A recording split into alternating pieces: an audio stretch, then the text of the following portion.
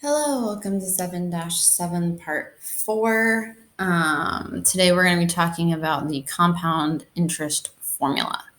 So we're looking at this formula here. So first of all, the word problem is, suppose when your friend was born, your friend's parents deposited $2,000 in an account paying 4.5% interest compounded monthly. What will the account balance be after 18 years?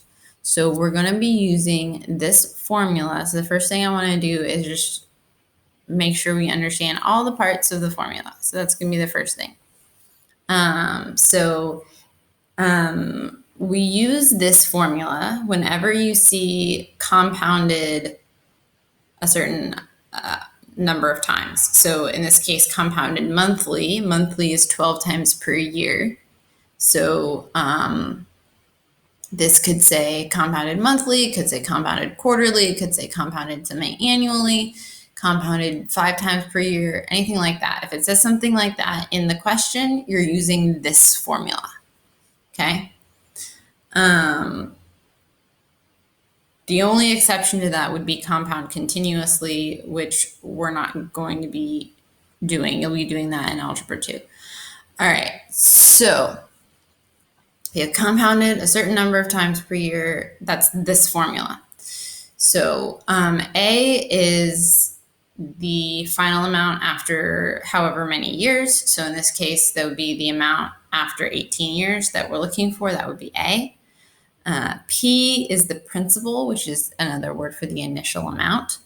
So in this case, they deposited $2,000. So P is going to be 2,000. That's our initial amount. So P is 2,000. P is 2,000. R is the annual interest. And so it doesn't say annual, but we assume annual unless we're told otherwise. So this is going to be the annual interest. It's almost always the annual interest. And so in order to use this, we have to change it from a percent to a decimal. So we move the decimal 2 places. So that's 0.045. So our rate here is 0.045. And then N is the number of compound periods per year. So in this case, again, monthly means 12 times per year, right? So N would be 12. If it said compounded semi-annually, then semi-annually means once every half a year, right? So that's twice a year. So compounded semi-annually, N would be 2, because it's happening twice a year. Compounding quarterly, so N would be 4. Compounded 5 times a year, N would be 5. Anything like that. The really common ones are semi-annually, quarterly, and monthly. So semi-annually, N would be 2. Quarterly, N would be 4. Monthly, N is 12. So in this case, it's monthly, so N is 12. And then, so that's both of these are that same N. And that would be 12. And then the T is the time in years. We're told that it's been 18 years. So T is going to be 18. Is going to be 18. So now that we have all our pieces, we can put it together in our formula. So A is what we're looking for. So A, oh wow, what happened there? I do not know.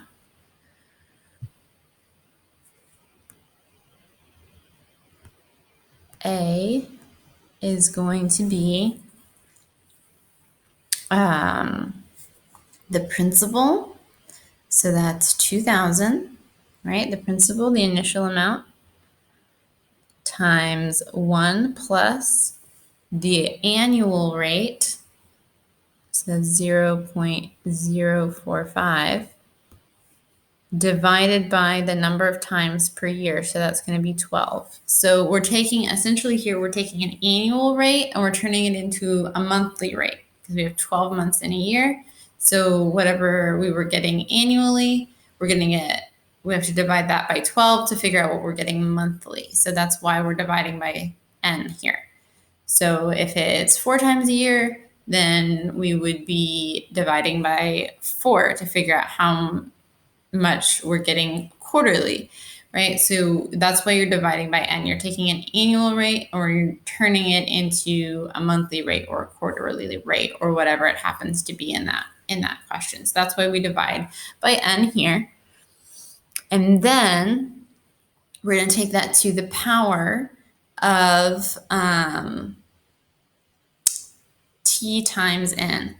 So if this were an annual rate, then I would just have it to the power of t, where t is in years. But since this is a monthly rate, we need the exponent to also be in months. So if I have 1 year, then I would need this to be 12, right? Because there are 12 months in a year. So it'd be 12 months. If it was 2 years, then that would be 24 months. So we're just multiplying the number of years times 12 to figure out what the number of months is going to be. So that's why we multiply by n in the exponent. So we multiply by n in the exponent and we get 12 times 18. So let's, sorry, this should be 2000, not 200. I left off a 0. So let me put on that 0. Sorry about that. Several of you have probably been looking quizzically at the screen for a while. Why is it 200? It's not supposed to be. It's supposed to be 2000. All right, so we have 2000 here. So let's go ahead and solve this so we can figure out what our A is going to be. So the first thing I'm going to do is I'm going to multiply 12 times 18. So I'm just gonna do that off to the side. So 12 times 18 equals 216. So my new exponent is going to be 216. And then let's divide 0.045 divided by 12. Let's go ahead and do that also off to the side.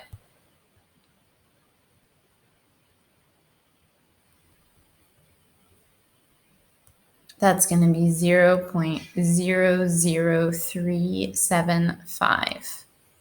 All right, so that the point is there. Sorry, it was kind of hard to see. So that is this. Just put that in a calculator and you'll get this decimal. So after we've done that, what we have is A equals 2000 times 1 plus 0.00375 to the 216 power. Sorry, that's kind of hard to see, but that's 216 up there. So then we're going to go ahead and add what we have in here, right? Add those numbers together. So we get A equals 2000 times 1.00375 to the 216 power. And then you're going to put 1.00375 to the 216. You're going to put that in a calculator. And so we get A equals 2000 times 2.2445. Now this number just goes on and on forever. It's irrational. The decimal never ends. So what I recommend is, so you don't have rounding error, just leave the number in your calculator and then just do answer times 2000. So you don't have to retype it And that way you won't have rounding issues. If you guys want me to make a video talking more about how to put things in a calculator, let me know. I think you guys know how to do answer times something, but I've done some other things with calculators that you might not know how to do necessarily. So let me know if that would be of interest. A video about how to put things in calculators. Yeah, if that's of interest, just let me know. Okay, so if you put that in a calculator, then you're going to get that A equals 4489.01. So that's 4,809. Nope. 4,489 and 1 cent.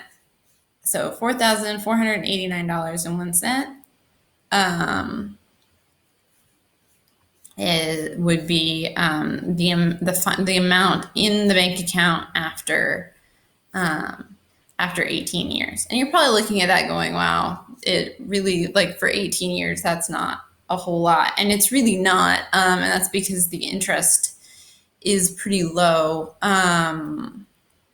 So even taking it to the 216 power, we still had a really small number, which is honestly pretty normal for just a regular bank account. So usually, right, you continue to put money into a bank account as well as getting interest. So this is what happens if you just put in 2,000 one time, you never add any more money to the bank account, and you just rely on interest to make it bigger. Usually, if you want to grow your bank account, you're also putting more money into the bank account when you can as well. But anyway, that's a different subject. This would be your answer, right? Once you've done all of this, this would be your answer. So basically, with these, if you see compounded a certain amount, figure out what your pieces are and plug them into this formula, and that's basically all there is to it. Remembering to make R a decimal, and that N is the number of times per year. All right, hopefully that helps, and I will see you guys in the next video.